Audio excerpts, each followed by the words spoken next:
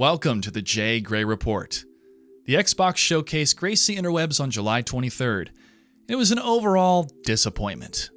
Why? Not only were expectations not met, they have not been properly managed by Xbox for some time.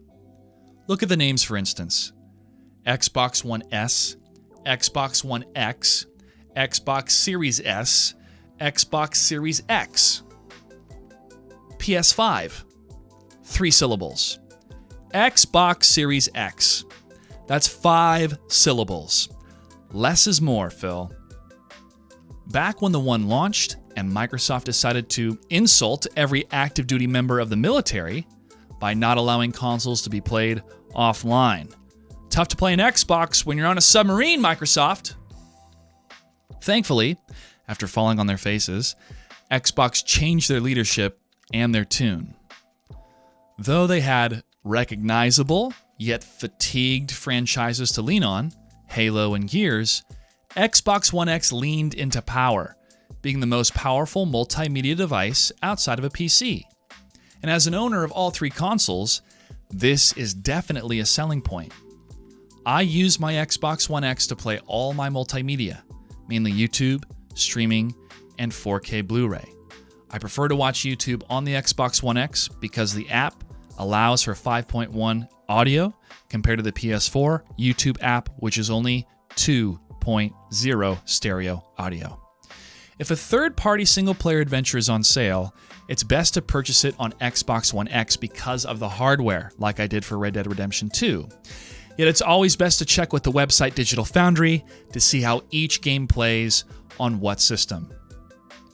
The real shift in attitude towards their own platform began with the Xbox Game Pass, a subscription service similar to Netflix, but for video games.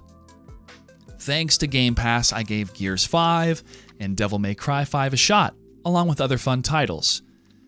This success isn't limited to consoles, but expands into the PC community as well, and this is the strength Xbox is leaning into.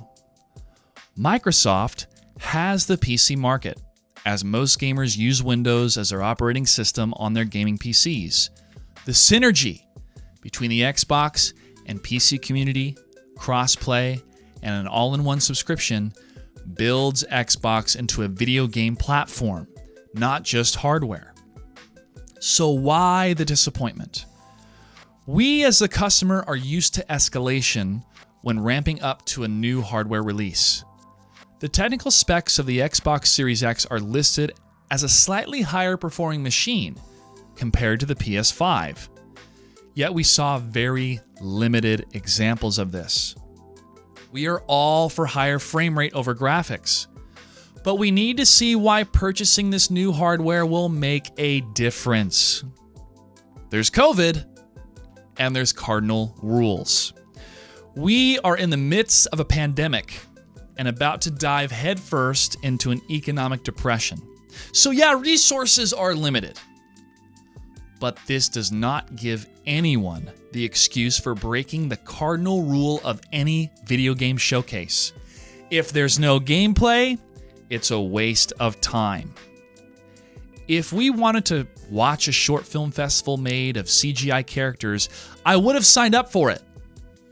It's a cringe-inducing embarrassment when anyone who talks in front of a camera during a video game presentation with no controller in their hand.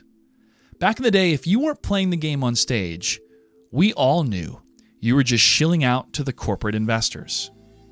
So no excuse here, Xbox. I don't care about Fable until I see gameplay.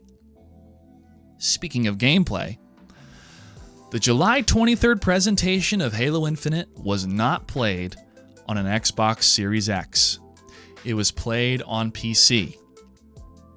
Kudos for the presentation to attempt to start off with a bang, but instead, all I could think of was a handy-capable child attempting to play the Jurassic Park theme on a recorder. Sure, the parents at 343 are proud, but the rest of us want it to be over with. The graphics are subpar for next gen. Yet 343 mentioned the ambitious scope of the game and size. Does anyone want to play in a larger Halo world with graphics reduced below Halo 3 standards? If 343 is going for ultra smooth at the sacrifice of pixels, okay, this is worth presenting.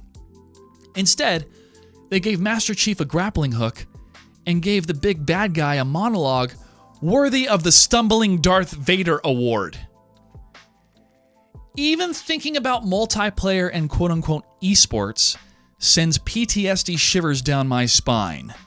Back when I produced the Halo Pro League for 343 and ESL, and the horrible state of the Master Chief Collection on release. Try executing a tournament where players can't even connect to the server because of bugs and crashes.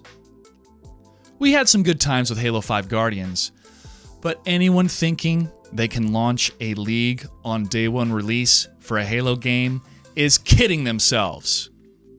Best to wait and see at launch, and I'm willing to give 343 another chance, but I must say this. Halo peaked at Halo 2. Its popularity rose in many households that weren't familiar with PC gaming. Half-Life and Counter-Strike were doing gangbusters at this time. As teenagers entered college life, frat parties turned into LAN parties.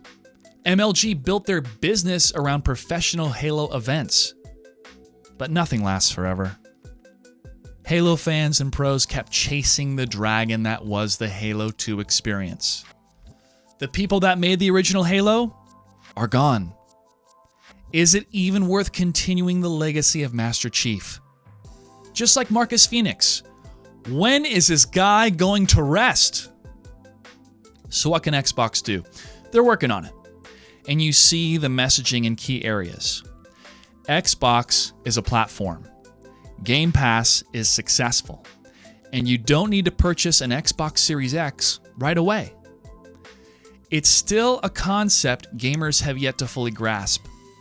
But the subscription service is the future of Xbox, with the ability to play where you want. What will I do? In terms of economic strategy to me, it makes more sense to purchase a PS5 on release to enjoy the walled garden of exclusives and build a new PC to fully enjoy Cyberpunk 2077 and other titles on Xbox Game Pass. I'm on board with what Xbox is doing, but it's going to take a more effective marketing strategy to showcase why Xbox has a bright future. CGI trailers ain't it. Now for the giveaway. Congratulations to Jennifer Tomlin, the Jennifer Tomlin. She also named her horse Kage in Ghost of Tsushima. Still working on that. The game is wonderful. I put a couple more hours in. So congratulations, Jennifer. I will be sending you your Amazon gift card as soon as I can contact you. And the giveaway for this week, the question will be, what are your thoughts on Xbox? Will you purchase the Series X hardware on launch? Let me know in the comments below and we'll do another Amazon gift card giveaway. You know what to do. Like, subscribe, and I'll see you next week.